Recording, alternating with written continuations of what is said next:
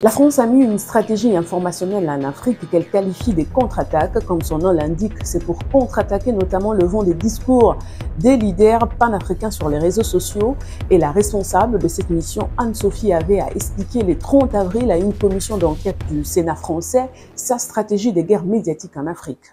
La suite de ma mission, à partir du moment où ce narratif a été validé, a été d'aller dans un certain nombre d'ambassades pour voir comment on pouvait mettre en œuvre ce narratif dans le contexte précis de ces différents pays. Et donc j'ai eu l'occasion de me rendre au Cameroun, en Guinée-Conakry, au Togo, au Sénégal, en Ouganda, au Tchad, au Congo-Brazzaville, dans lesquels la mise en œuvre de ce narratif, les médias à travers lesquels on allait mettre en œuvre ce narratif, étaient différents.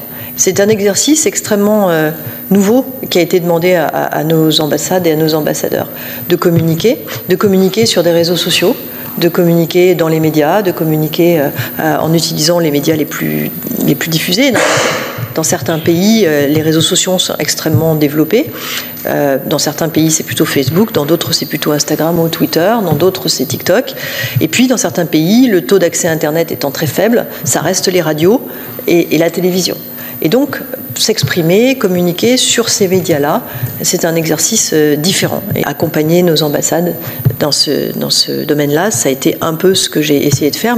C'est ici que l'on comprend que la France vit mal, mais très mal alors, le réveil de la jeunesse africaine, et elle est prête à tout pour regagner le cœur de cette dernière. Maintenant, la question est pourquoi ?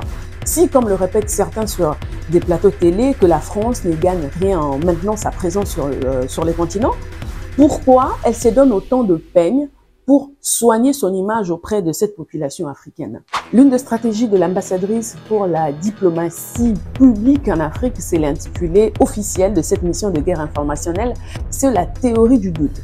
Elle explique comment il faut à tout prix faire naître le doute dans les têtes des Africains.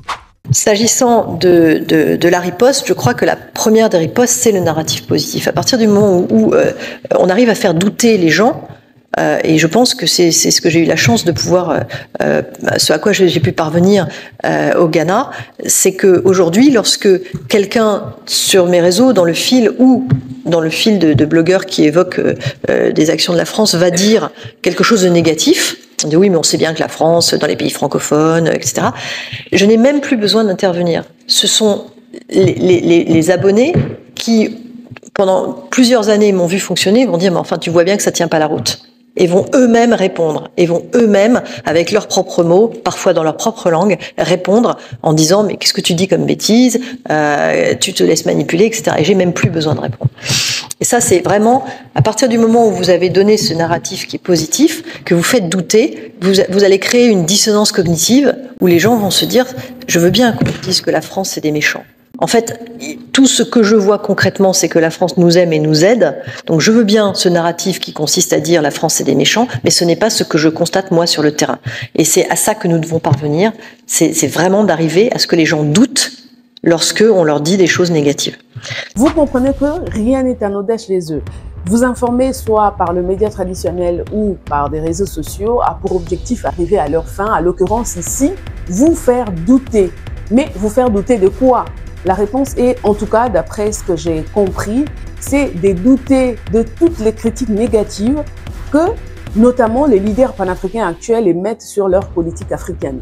Mais si leur politique sur les continents était saine, donc basée sur le respect et le bénéfice mutuel, je ne vois pas pourquoi ils se donneraient autant de mal à présenter une image impeccable, parce que le fait parlerait à leur place. Devons-nous donc comprendre que ceux qui disent que leur politique africaine est une politique de prédation ont raison?